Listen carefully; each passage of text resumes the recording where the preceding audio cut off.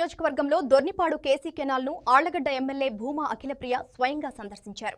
ఈ సందర్భంగా మీడియాతో మాట్లాడిన ఆమె రైతుల కష్టాలు తీర్చేందుకు గతంలో ఎన్నో పోరాటాలు చేశామని, ఇప్పుడు కూటమి ప్రభుత్వ హయాంలో కేసీ కెనాల్ చివరి ఆయకట్టు వరకు నీళ్లు విడుదల కావడం సాధ్యమైందని స్పష్టం చేశారు. మార్చి 15 వరకు కేసీ కెనాల్ చివరి ఆయకట్టు వరకు నీళ్లు అందేలా చర్యలు తీసుకున్నామని తెలిపారు. వైఎస్సీ ప్రభుత్వం హయాంలో తెలుగంగ అధికారులతో ఎలాంటి చర్చలు జరగలేదని, ప్రస్తుతం అమరావతిలో ముఖ్యమంత్రి చంద్రబాబు నాయుడు అధికారులతో సమీక్షలు నిర్వహిస్తున్నారని ఎమ్మెల్యే పేర్కొన్నారు. చంద్రబాబు వయసుకు కూడా మర్యాద ఇవ్వకుండా ఇష్టం వచ్చినట్టు మాట్లాడితే చివరికి రైతులే తిరగబడతారని హెచ్చరించారు. ఈ సందర్భంగా రైతులు మాట్లాడుకుంటూ ఎమ్మెల్యే భూమా అఖిలప్రియ చొరవతో తమ కళ్లలో ఆనందం నిండిందని తెలిపారు. ఈ రోజు ఏదైతే మా ప్రాంతంలో 24వ బ్లాక్ దగ్గర లెవెల్స్ చూడడానికి ఇక్కడికి రావడం జరిగింది. గతంలో ఇదే ఏరియాలో అర్ధ అడుగు కోసము రైతులు మేము ఎన్ని పోరాటాలు చేసినామో, రైతులు ఎన్ని ఇబ్బందులు పడినారో అవన్నీ కూడా ఈ రోజు తలుచుకుంటుంటే ఈ నీళ్లు చూసిన తర్వాత ఈ ప్రాంతంలో ఆ కష్టము, ఆ ఇబ్బందులన్నీ కూడా మర్చిపోతున్నాం. నిజంగా ఈ రోజు ఈ ప్రాంతంలో నీళ్లు చివరి ఆయకట్టు వరకు, కొన్ని గ్రామాలు ఎక్కడైతే ఈ నీళ్లు కాలువ నీళ్లు ఎప్పుడు చూడలేని గ్రామాలు ఉన్నాయో చివరి ఆయకట్లో ఆ గ్రామాలు కూడా ఈ రోజు కాలువలో నీళ్లు చూస్తుంటే ఈ రోజు రైతులు ముఖం పైన ఆ సంతోషం రావడానికి కారణము మా ప్రభుత్వం. అది గర్వంగా ఎక్కడైనా ఎంత గట్టిగా అయినా చెప్పుకోదగిన సంబంధించిన రైతులందరూ కూడా ఈ రోజు మాతో పాటు ఉన్నారు. ఈ రోజు చంద్రబాబు నాయుడు గారు కేవలము అధికారులు చెప్పింది లేకపోతే నాయకులు చెప్పిందే కాకుండా కేసీ కెనాల్ తెలుగుగంగకు సంబంధించిన WALతో సహా DCలు అందరినీ కూడా మరి రేపు అమరావతిలో అందరినీ కూడా పిలిపించి అక్కడ వాళ్ళతో కూర్చొని సమయం కేటాయించి వాళ్ళతో మాట్లాడడం జరుగుతుంది. ఎప్పుడైనా జగన్మోహన్ రెడ్డి గారు గతంలో ముఖ్యమంత్రిగా ఉన్నప్పుడు లేదా వాళ్ళ నాయకులు అధికారంలో ఉన్నప్పుడు ఎప్పుడైనా ఏ రోజైనా ఒక WAతో మీరు మాట్లాడగలిగినారా? WL దగ్గర నుంచి DCల దగ్గర నుంచి మీరు ఎప్పుడైనా సమస్యలు అడిగి తెలుసుకోగలిగినారా?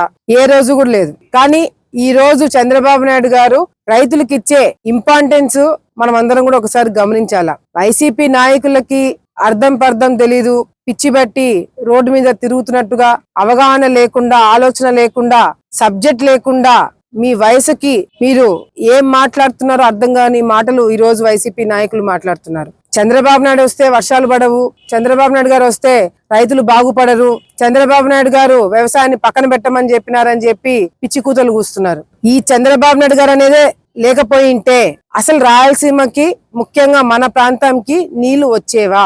ముచ్చుమరి లేకపోయింటే మన పరిస్థితి ఏంటి అనేది ఒకసారి మనం అందరం కూడా ఆలోచించుకోవాలా. పోలవరం అంటే అర్థం తెలియని వాడు గతంలో మంత్రిగా పనిచేసినాడు.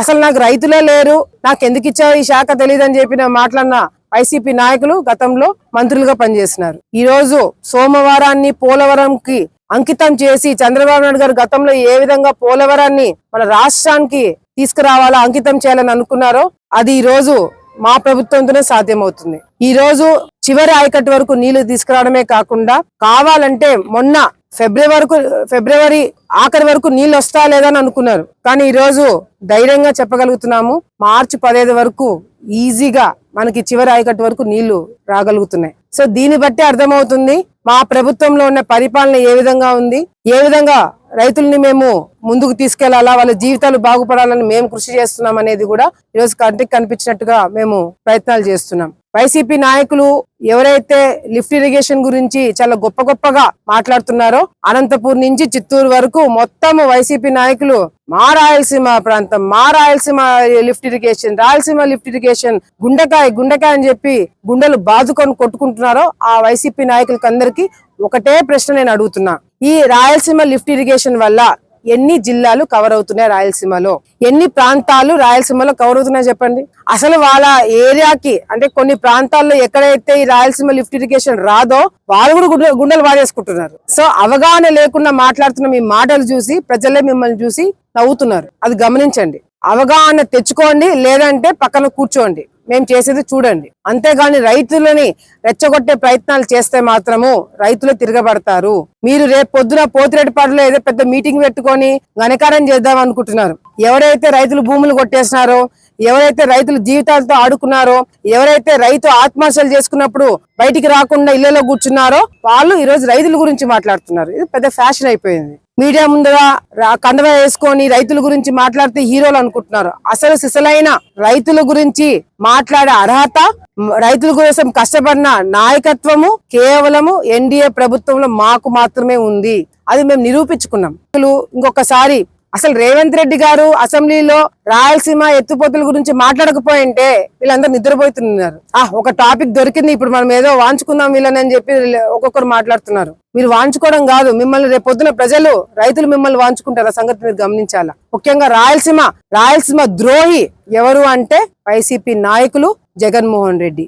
ఇది ప్రజలందరూ కూడా మేము చెప్పింది కాదు, మేమిచ్చిన బిరుదు కాదు, ప్రజలు ఇచ్చిన బిరుదు. అందుకే మీకు ప్రతిపక్ష హోదా కూడా లేకుండా ఒక సామాన్య ఎమ్మెల్యేగా మాతో పాటు మీరు కూర్చోవాల్సి వస్తుంది. ఒక ముఖ్యమంత్రిగా పనిచేసిన వాళ్ళు మీరు ప్రతిపక్ష హోదా లేకుండా ఈ రోజు అసెంబ్లీకి కూడా రాలేకపోతున్నారంటే దానికి కారణము ప్రజలు మీ మీద నమ్మకం పోగొట్టుకున్నారు. అంతేకాదు అసెంబ్లీకి రారంట. అసెంబ్లీలో బ్రహ్మాండంగా మీరు బడ్జెట్ సెషన్స్ ఉన్నాయి. మీరు నిజంగా రాయలసీమకి నష్టం జరిగింటే అసెంబ్లీ దద్దరిల్లేలాగా వచ్చి మాట్లాడండి. అసెంబ్లీలో మమ్మల్ని ఫేస్ కండి. మీరు రాయలసీమ వాసులు అంటున్నారు కదా, మా అందరిని ఎదుర్కోండి. చంద్రబాబు నాయుడు గారు ఆయన వయసుకి మర్యాద ఇవ్వకుండా మీరు హేళన చేసి మాట్లాడినా కూడా ఆయన అన్ని ఓర్చుకొని అసెంబ్లీలో కూర్చున్నాడు. మీకు లేదు ఆ ఓపిక, మీకు లేదు ఆ ఉందాతనం.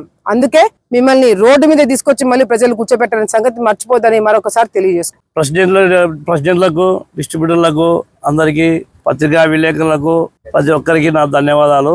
ఇక్కడ ఈ రోజే మా ఎమ్మెల్యే గారు భూమా అఖిలప్రియ గారు కేసీకేనాలు సందర్శించి లాస్ట్ ఇయర్ లో రైతులు ఎంతమంది ఇబ్బంది పడ్డారో ఆమెకు బాగా తెలుసు.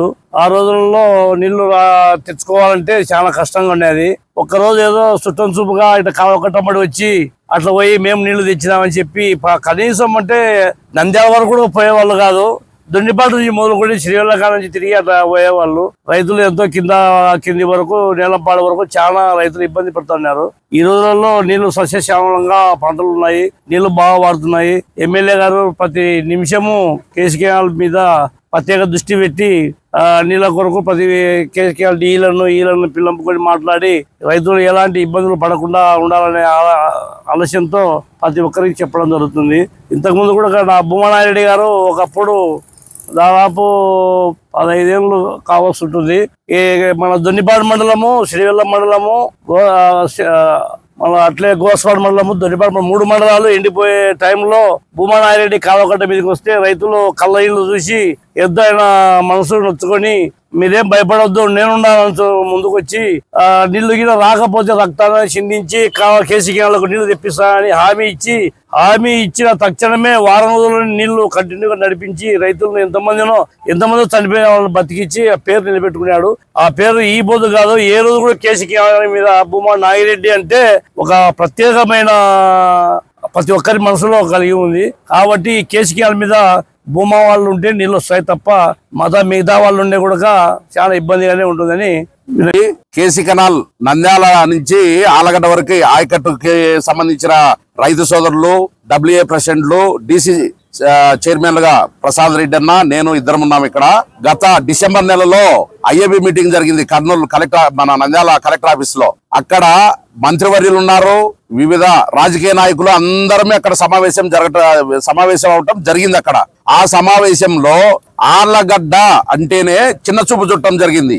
ఇరిగేషన్ లో వాటర్ రీసెర్చ్ కింద వాటరు థైలాండ్ లో ఉన్నాము, థైలాండ్ లో ఉండి కూడా ముందు వాళ్ళు చెప్పాల్సింది ఏమంటే ఆర్లగడ్డకి నీళ్లు సస్యశ్యామలంగా ఇస్తామని చెప్పాల్సిన అందరూ ఏం చెప్పారంటే ఆర్లగడ్డగా నీళ్ళ ఎక్కడున్నాయి, మా అధికారులు కానివ్వండి నాయకులు కానివ్వండి అదే మాట చెప్పడం జరిగింది. మా గౌరవ ఎమ్మెల్యే గారు శాసనసభ్యులు అఖిలప్రియ గారు కొట్లాడి ఆర్లగడ్డకి చొరవ తీసుకొని ఆర్లగడ్డకి లాస్ట్ మార్చి 30 వరకు నీళ్లు ఇవ్వాల్సిందే అని కొట్లాడి హామీ ఇచ్చి మీ పత్రికా ముఖంగా ప్రకటించడం జరిగింది. రైతు సోదరులు మీరేమి ఇబ్బంది పడద్దు, మీకు మార్చి 31 వరకు నీళ్లు సస్యశ్యామలంగా పారిచ్చే వరకు నేనున్నాను, నా వెనక మా డబ్ల్యూఏ ప్రెసిడెంట్లు ఉన్నారు, డీసీలు ఉన్నారు, ప్రాజెక్ట్ కమిటీలు ఉన్నారు, అందరము మేము కష్టపడి మీకు నీళ్ళు ఇస్తామని చెప్పడం జరిగింది.